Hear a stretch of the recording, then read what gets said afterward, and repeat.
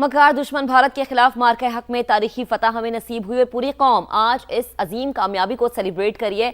इस्लामाबाद में इस वक्त रिपोर्टर कॉर्नर सजा हुआ है। सुमेरा हमें हमारे रिपोर्टर वहां से ज्वाइन करेंगी। सुमेरा, इस वक्त जो हमारे साथ और आपके साथ रिपोर्टर मौजूद हैं, वो क्या हमें बता पाएंगे, किन किन महाजों पे हमने भारत को शिकस्त दी और कैसे दी?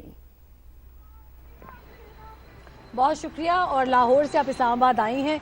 इस्लामाबाद में इस वक्त बहुत अहम तकारीब का इनेकाद कुछ ही देर में होने वाला है और उस वक्त का फ़ायदा उठाते हुए मैं क्विकली जाऊंगी ब्यूरो चीफ शकील अहमद की जानिब और कमरुल मुनव्वर मेरे साथ मौजूद हैं। शकील, सबसे पहले आपसे, इस वक्त जो मार्का हक का 1 साल पूरा हो चुका है, आप पहले तो बड़ा बुनियादी सवाल, आप थे कहाँ उस वक्त, कर क्या रहे थे? क्योंकि सब लोग अपने अपने ये एक्सपीरियंसेस बहुत जोश व खरोश और वलवले से बता रहे हैं, तो ज़रा मैं इससे स्टार्ट करूँगी। वे वर यू?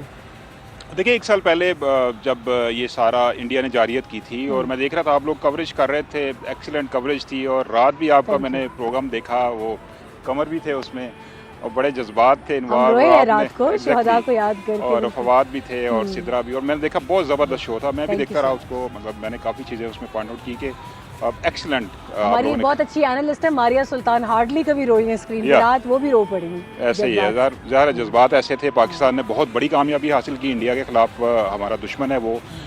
उस रात को जब ये हुआ सारा, चूँकि मैं ओल्ड एयरपोर्ट जो एरिया उसके इलाके में रहता हूँ, तो वहाँ पे जब इंडिया ने जारियत की तो फिर उसके बाद जो DGISP का वो एक जुमला था ना, मैं टीवी पे सुन रहा था, उन्होंने कहा no just wait for our response. Exactly.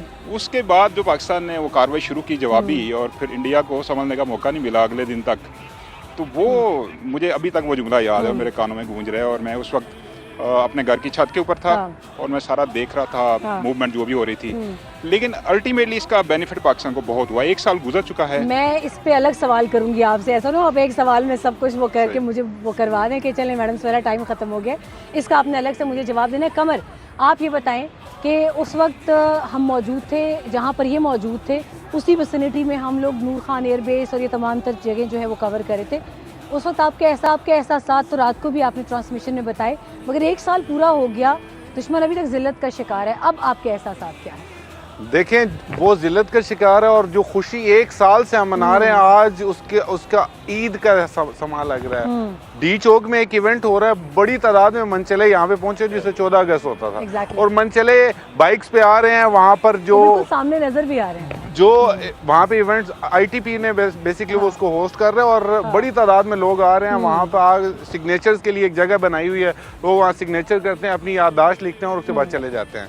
उस दिन के बाद से आप यकीन करें, मतलब रोंगटे खड़े हो जाते हैं। वो रात का वक्त वो सोच के, और उसके बाद उस वक्त को सोचने के बाद मैं अब ये सोचता हूँ ना कि हमें कामयाबी जब मिली सुबह, और उसके बाद जो मोराल था लोगों का, ख़ास तौर पे मार्केट के अंदर, आपको याद होगा इंडिया ने एक प्रोपेगेट की थी चीज़ के लोग डर गए हैं। मुझे लाइव हिट के लिए भेजा गया कि आप जाएं किसी मार्केट के अंदर से लाइव हिट करके दें। मैं जब वहां पे गया, हमें DSNG अलाइन करने की जगह नहीं मिल रही थी। लोग इतने ज्यादा एक्साइटेड थे, लोग खुश थे और उन्हें यकीन था कि ऐसा होगा। जो रिस्पांस पाकिस्तान ने दिए, ये यकीन था उन्हें कि ऐसे ही रिस्पांस जो है वो पाकिस्तान देगा, और उन्होंने दिया। और मैं ऐनी शाहिद हूँ उस दिन जो कमर खुश था। लोग ड्रोन से भागते होते हैं, ये ड्रोन के पीछे भाग रहे हैं अपना कैमरामैन लेके कि किसी जगह रुके तो मैं इससे अच्छा, सिर्फ मैं नहीं। और ड्रोन के फ्लेयर्स रात को जब मंगाते हैं तो मैंने इसे पूछा, मैंने कहा हौसला भाई हौसला। तो कहते हैं इसकी एक आदत है, ये हमें ऑफिस के माहौल में ना, ये ही ऑलवेज कॉल्स मी तीरानी। तो उसने कहा तीरानी है, मौके बार बार नहीं मिलते असली ड्रोन लाइव कैच करना सी। अच्छा कमर, आपकी जान दोबारा आऊँगी। शकील भाई, मुझे एक चीज़ बताएं, सबसे अहम जो सब दुनिया सवाल कर रही है, हमें मज़ा बहुत आ रहा है, वो डी चौक में सामने आपके रोशनियाँ है इस वक्त, लेकिन लॉन्ग टर्म में हम इस कामयाबी को, जो मिलिट्री डिप्लोमेसी है जिसका credit field marshal Asim Munir को जाता है और वज़ीर आज़म शहबाज शरीफ और डेप्यूटी प्राइम मिनिस्टर इसहाक डार, हम अभी भी एक बहुत हसास मामले से निपट रहे हैं। जी। हम इसको अपने फ़ायदे के लिए कैसे इस्तेमाल करें? If I am speaking being selfish, the most selfish person right now. देखिए, पाकिस्तान के लिए उस जंग के बाद फ़ायदा ही फ़ायदा नज़र आया और पाकिस्तान का इंटरनेशनल इमेज बहुत अच्छा हुआ। और सबसे बड़ी बात, ख़ास बात जो आपने भी नोट की होगी, इंडिया को शिकस्त देने के बाद आपने देखा पूरी दुनिया में पाकिस्तानी जो थे, America, Europe, middle east, passport लेके सड़कों पे आ गए और चूमते थे उसको। और फिर अभी मुझे कमर बता रहे थे कि लोगों ने पहले 5 साल के लिए पासपोर्ट रिन्यू करवाते थे, अब 10 साल के लिए करवाना शुरू कर दिया। बिल्कुल नंबर 1, पूरी कौम यूनाइट हो गई, पॉलिटिकल डिफरेंसेस एक साइड पे हो गए, और वो अच्छा हुआ कि पाकिस्तान के लिए क्राइसिस में था पाकिस्तान, लेकिन इंडिया की जारियत को खुशी उसको का कोई जवाब मोल दिया। नहीं। लेकिन जो फवायद थे ना, आप देखें पॉलिटिकली देख लें, डिप्लोमेटिकली या इकोनॉमिकली, वो भी पाकिस्तान को बहुत ज़्यादा हो गए। हमारे फ्रेंड्स की तादाद में इजाफा हुआ, हाँ। हमारी डिफेंस डील्स हुई, उसके बाद बिल्कुल। हमें लेटेस्ट इक्विपमेंट मिला, हमसे लोगों ने जहाज़ खरीदने के लिए डील्स करना की शुरू की।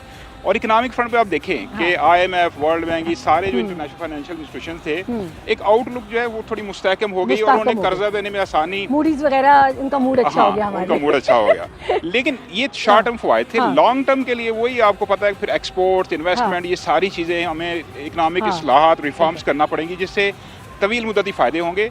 इनिशियली पाकिस्तान को काफ़ी फ़ायदा हुआ है ओवरऑल। बिल्कुल कमर, एक छोटा सा बिल्कुल आपसे सवाल है, आपने उसका ब्रीफ सा जवाब देना ताकि हम मुकम्मल तौर पे इसको रैपिड फायर रखें। इस वक्त तमाम तर जो इस्लामाबाद है वो यहाँ पे तकरीबात भी हो रही हैं, सिक्योरिटी के पॉइंट ऑफ व्यू से बताएं इस वक्त सिक्योरिटी का क्या हाल है? देखें, इस वक्त कोई अनटूवर्ड का ना कोई खदशा है, ना लोग एंजॉय कर रहे हैं। और मैं मजे की बात बताऊं, इस दफा पुलिस वाले उन्हें एंजॉय करने दे रहे हैं। ये मन चले, आप पीछे लाइनें देख रहे हैं, वो लाइनें देखें, ये तमाम वो लोग हैं जो निकले हैं, जो यहाँ पे कैमरामैन को दिखाना चाहिए। LCDs जो है, ये LCDs लगी हुई है, इनके सामने आके तराने चल रहे हैं और भंगड़ा डाल रहे हैं वहाँ पर मौजूद जितने मन चले आए हुए हैं।